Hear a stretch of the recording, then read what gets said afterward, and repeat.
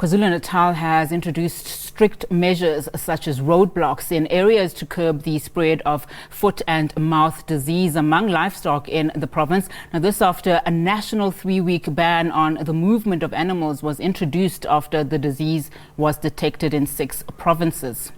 The disease was first detected in KwaZulu-Natal in June last year and has affected cloven-hooved animals like cattle, goats and sheep. The areas affected were in the northern parts of the province, including Umkhaya Kude, King Sejwayo and Zululand. The disease spread further towards the Kwanyuswa area near Hillcrest in Durban. The KZN provincial government lambasted cattle owners and communities for not adhering to efforts aimed at containing the outbreak. It's since engaged in a vaccination drive in the area. It's believed 270,000 heads of cattle were vaccinated in the province since June last year. All right, now let's get an update on this. We are now joined via Zoom by Dipepenene Serage, Acting Deputy Director General of Agriculture, Production, Biosecurity and Natural Resources Management. Sir, thank you so much for your time this afternoon. Now, not too long ago, Minister Thoko Didiza said this was the worst foot and mouth disease outbreak in South Africa. Talk to us about some of the measures the department has put in place then to control the spread of this disease. Thank you very much. Yes, the first measure that we had to do was to ensure that we vaccinate animals, and the vaccination cost a lot of money, but we have ramped up all our efforts of all our activities from the provinces that were affected.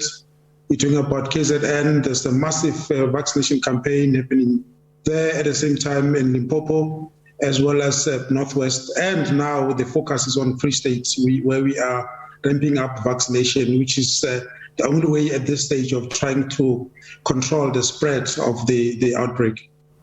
In fact, we do understand that around 270,000 heads of cattle were actually vaccinated in KZN since June last year. What about other provinces, and also what other preventative measures can be taken to prevent such a widespread outbreak in the country in the future?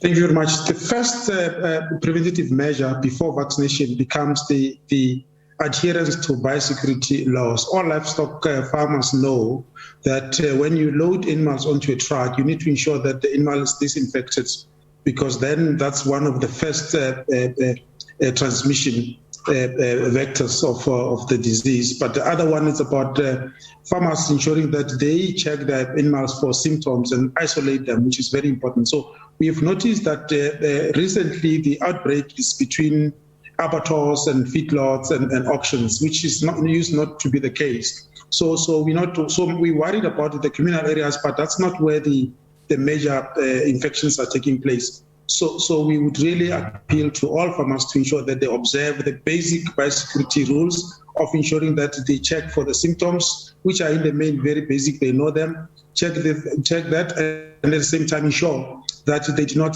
load animals into trucks that loaded other animals. This happens in the main when they come from auctions. They would hire the same truck that was used by the other farmer and all of that. But at the same time, in the KZN area, unfortunately, we've learned that the lobola as well, process of cattle movement, transferring of cattle for lobola purposes also contributed a lot. Unfortunately, is one of the areas that we need to see how best can we manage that. But at the same time, we're trying by all means to ensure that there's awareness.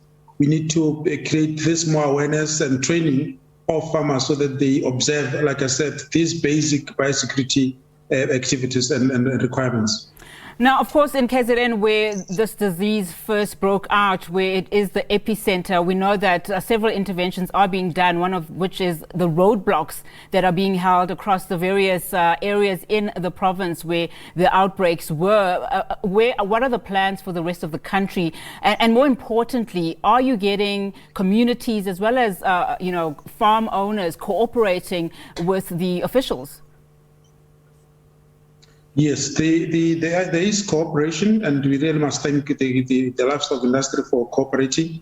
the focus is now on Free State. The Marquardt area of the Free State is now call it the new epicenter, because we've just had outbreak one after.